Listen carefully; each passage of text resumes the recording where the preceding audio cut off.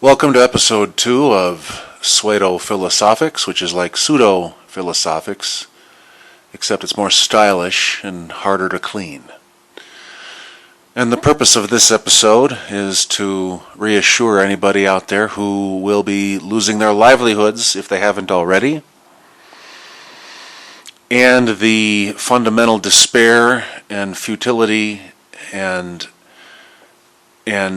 the existential dilemma of that. And the purpose of this, kind of the ostensible purpose of this series, is to kind of say goodbye.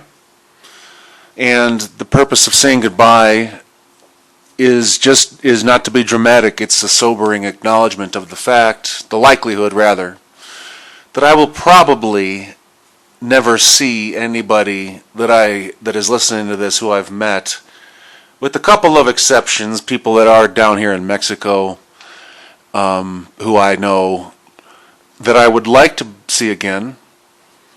But the vast majority of you, friends of mine, old friends of mine, acquaintances, enemies, people who have thought themselves better than me or in any way have been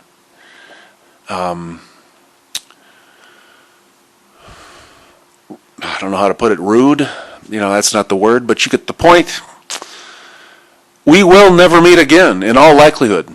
And so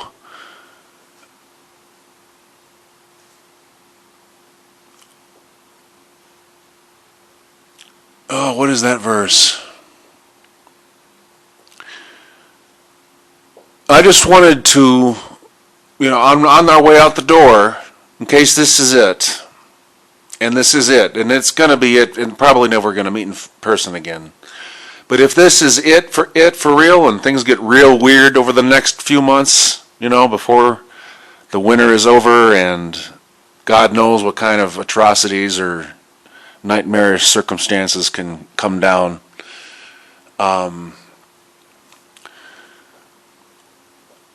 It is an opportunity because I have realized the unimportance of my own work. And it doesn't mean that I don't believe in it, like in the sense of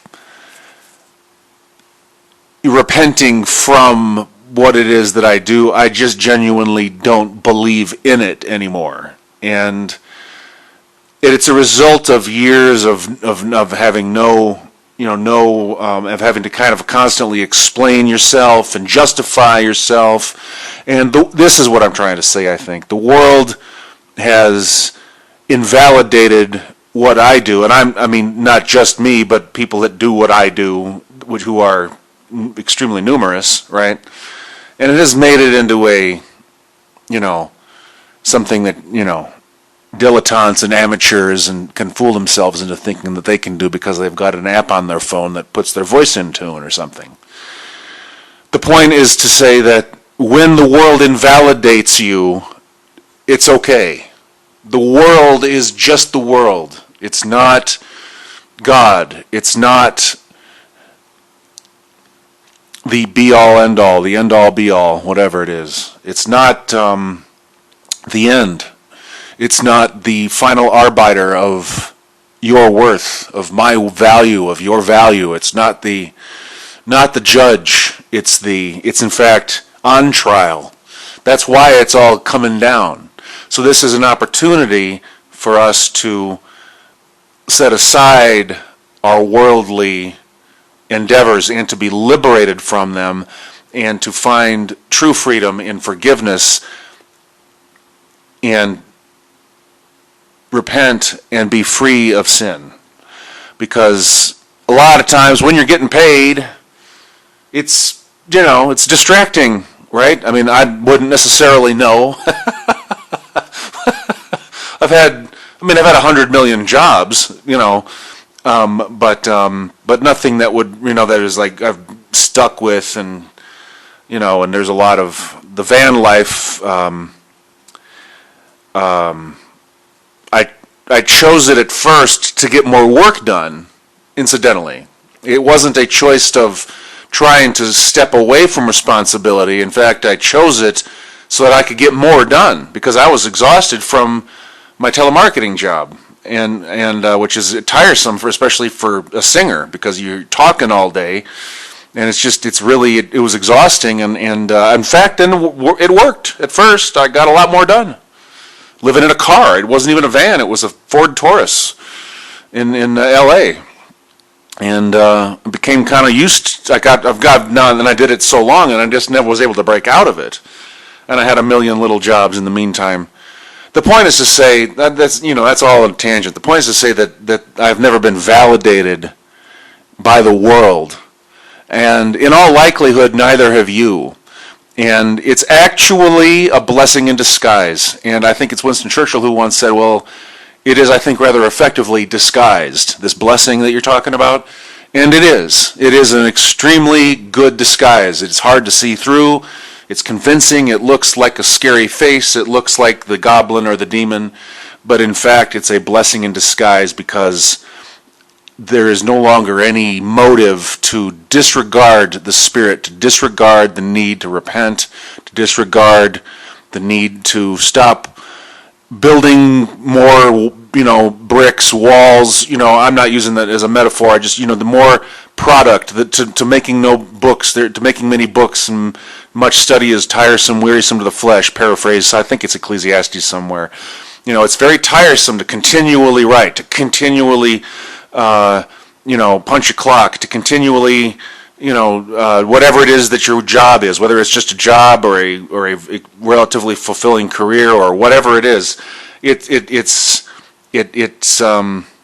requires us. And what does it lead to at the end of the day? What if you get hit by a truck tomorrow? What if the economy collapses? What if nuclear war breaks out? What if some lunacy occurs on your street, and what if a hurricane hits? What if a tornado strikes? It doesn't mean that you live in fear. It just means that you step back from the treadmill that is in fact distracting you from the fact that you are on the highway to hell.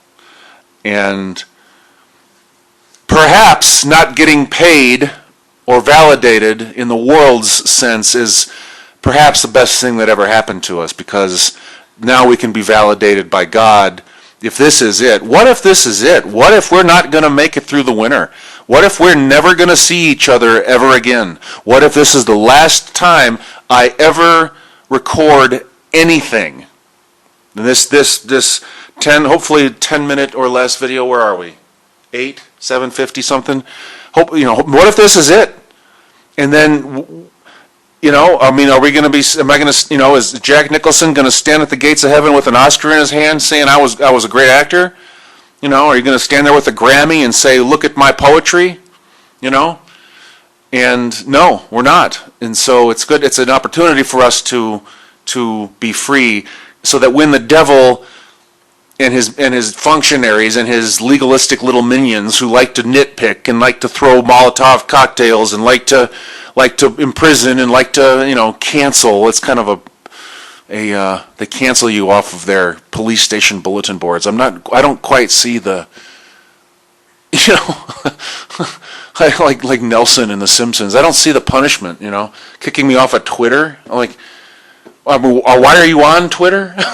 You know what I mean? But it's a harbinger of future things. It's just a kind of a preliminary point that it's priming minds to commit future atrocities that are actually real. Not being able to, having some sanctimonious CEO who, does everything her controllers tell her to do, and, thinks that she's powerful because she's never questioned whether or not she's actually powerful, which is pride, incidentally, not strength.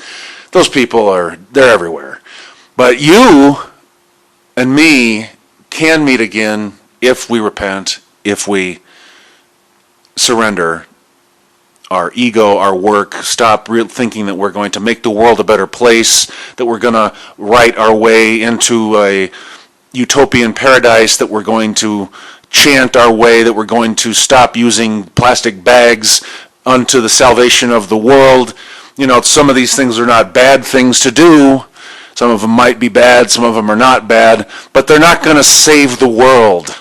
It's not negative to point out the truth. You're not going to save the world by giving a carbon indulgence to some bureaucrat in a centralized committee. That isn't going to save the world. It's been done.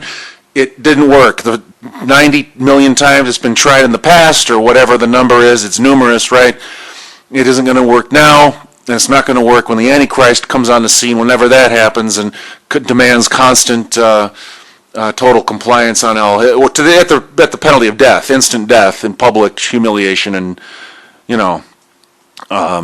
so let's get it done now. Let's get it done now, so that when all this nonsense is going on down here, you and me, and our friends, and our relatives, and our pets, and our kids, and everybody else are up in heaven with the Lord, having the banquet, the party that is clean, innocent, clean.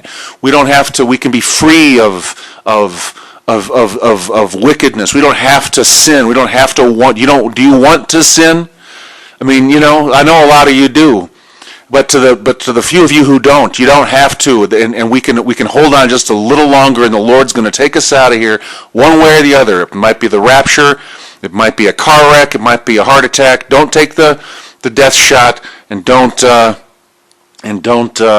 be afraid, because the end is coming soon, and we will meet again, but only if, and I'm going to say we, because you have to die to the flesh, but you got to join the club. You got to get in the Lord's team. You got to be on. It's not a cult. It's not a. You don't have to wear.